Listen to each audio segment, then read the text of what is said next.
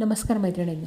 आज नागपंचमीनिमित्त गव्हाची खीर बनवली होती. परवा जे गहू दाखवले होते ना केलेले त्याची 1 वाटी गहू घेतले तर 5 वाटी पाणी घ्यायचं. खोबऱ्याचे बारीक बारीक तुकडे त्याच्यात टाकायचे पाणी उकळलं की, आणि 1 चमचाभर मीठ टाकायचं आणि छान असं हलवून घ्यायचं आणि 8 ते 9 शिट्ट्या घ्यायच्या, कारण गहू आहे हा तो शिजायला वेळ लागतो म्हणून. छान एक अशी उकळी काढली, 8 ते 9 शिट्ट्या घेतल्या की एक जाडबुडाची कढई घ्यायची. त्याच्यामध्ये 2 पळ्या 1-1.5 पळी तूप घालायचं, साजूक तूप.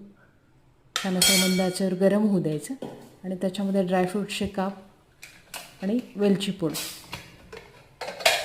ही परतून घ्यायची. ते शिजलेले गहू बघताय तुम्ही खाली कुकरमध्ये, ते छान शिजवून जातात. ते 7 ते 8 शिट्ट्या घेतल्या आणि ते टाकून ते मिश्रण छान असं ढवळून घ्यायचं आणि हे 5 मिनटं उकळू द्यायचं.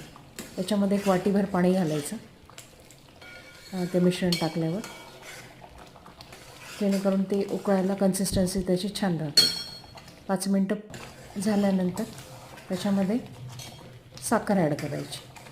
माझी या कढईभर खिरीला 2 वाटी साखरेचं माप आहे, तर मी नेहमी तेवढं घालते. तुम्ही तुमच्या पद्धतीने घालू शकता. 2 वाट्या साखर घातली आणि छान हलवून घ्यायचं आणि हे पण 5 मिनटं उकळू द्यायचं, छान 5 ते 7 मिनटं, जेणेकरून साखर छान विरघळेल आणि गहू असा छान ट्रान्सपरंट होऊन जातो. बघताय तुम्ही. हे 5 ते 7 मिनटं उकळल्यानंतर याच्यामध्ये दूध घालायचं.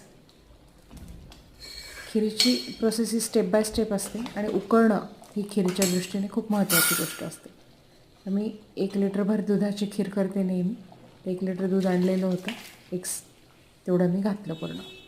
थोडंसं 1 कपभर शिल्लक ठेवलं की 5 ते 7 मिनटानंतर बघा या कन्सिस्टन्सीने ती छान तयार झाली.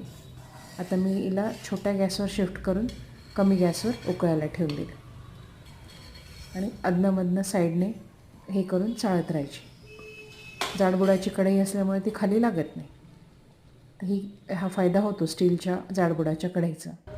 तर तुम्ही बघताय ही 9 ते 10 मिनटानंतर छान अशी तिला साय आलेली आहे आणि छान अशी कन्सिस्टन्सी तिची तयार झाली. गव्हामध्ये जे स्टार्च असतं ते छान असं दुधामध्ये उतरतं आणि एक थिकनेस तयार होतो.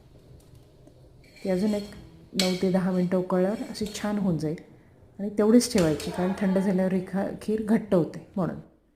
ही 9 ते 10 मिनटानंतर छान अशी एवढी आटली, 1-2 इंच जवळजवळ, आणि आता ही झाली आहे पूर्ण. तर बंद केलेली. तर तुम्ही करून पहा.